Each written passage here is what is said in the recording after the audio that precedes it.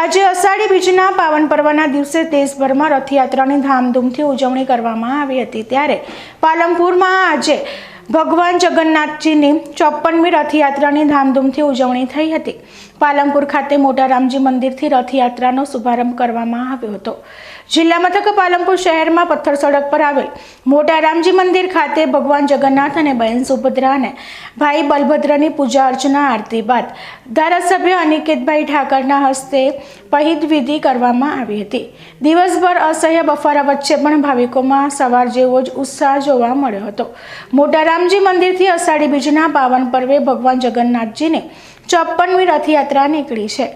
મોટા રામજી મંદિરથી પ્રારંભ થયેલી આ રથયાત્રા શહેરના 18 કિલોમીટરના માર્ગ પર પરિક્રમા કરી હતી। શ્રી રામ સેવા સમિતિ અને હિન્દુ સંગઠનો દ્વારા આયોજિત આ રથયાત્રા ઓપરેશન સિંદૂરની થીમ પર યોજાઈ છે। રથયાત્રામાં એક હાથી 3 સિંહાસન બગી તેમજ અખાડાઓના કરતબો આકર્ષણનું કેન્દ્ર બન્યા છે।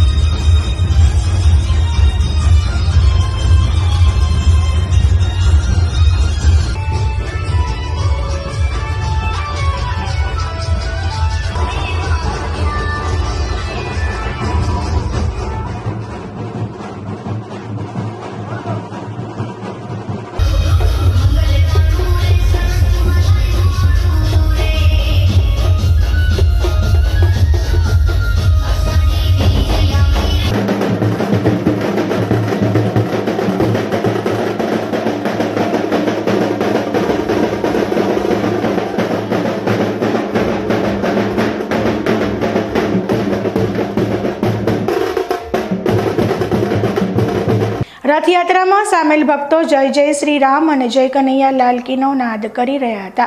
પાલનપુરના જાહેર માર્ગો પર ભગવાનના 3 રથ એકસાથે નગરચર્યાએ નીકળેલ ભગવાનના દર્શન કરી ભક્તો ધન્યતા અનુભવી રહ્યા છે। આજે પાલનપુરમાં ભગવાન જગન્નાથની 54મી રથયાત્રા નીકળવામાં આવી હતી। પાલનપુર શહેરના રાજમાર્ગો ઉપર ભગવાન જગન્નાથની યાત્રાનું ઠેર સ્વાગત કરવામાં આવ્યું હતું। ઠેર આરતી ઉતારવામાં આવી હતી।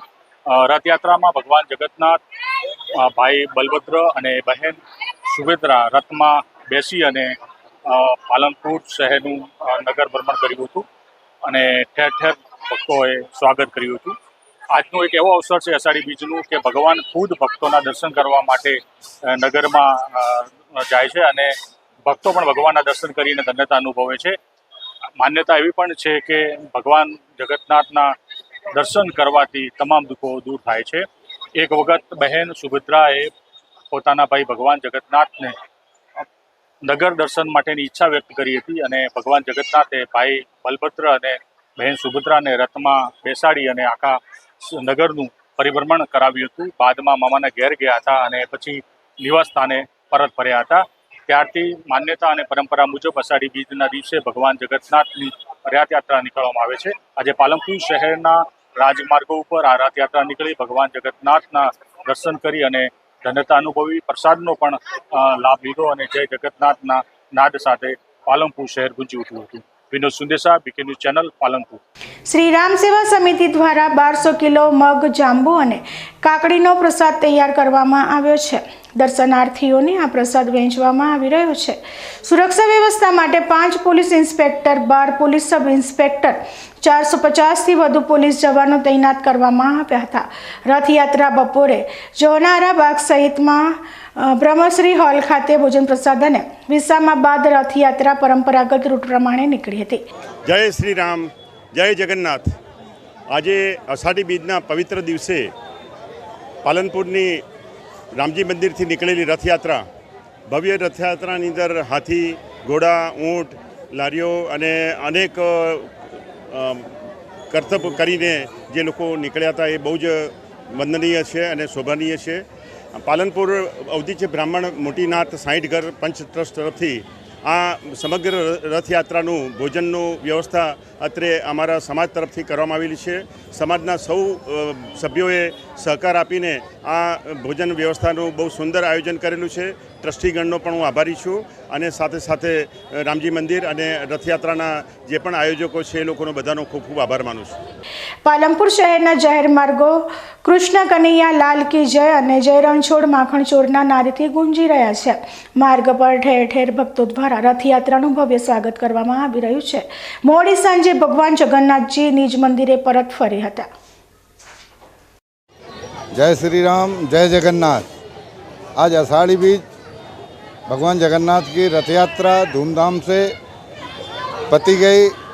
आ आषाढ़ी बीज रथ यात्रा में परंपरागत हाथी घोड़ा डीजे बग्गी ट्रैक्टर प्रसाद અને પરંપરા રૂટ पे भगवान जगन्नाथ नगरचर्या કર્યા। પછી आमे हमारे राम सेवा समिति के कार्यकर्ताओं का खूब खूब आभार।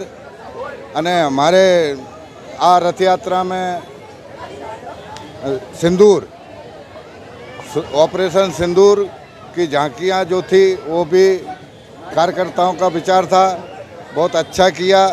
और सब भक्तजनों से निवेदन है कि शोभा यात्रा में लाभ लें, प्रसाद का लाभ लें। ये हमारी भगवान से प्रार्थना है कि हमारा पालनपुर सुखी और संपन्न रहे।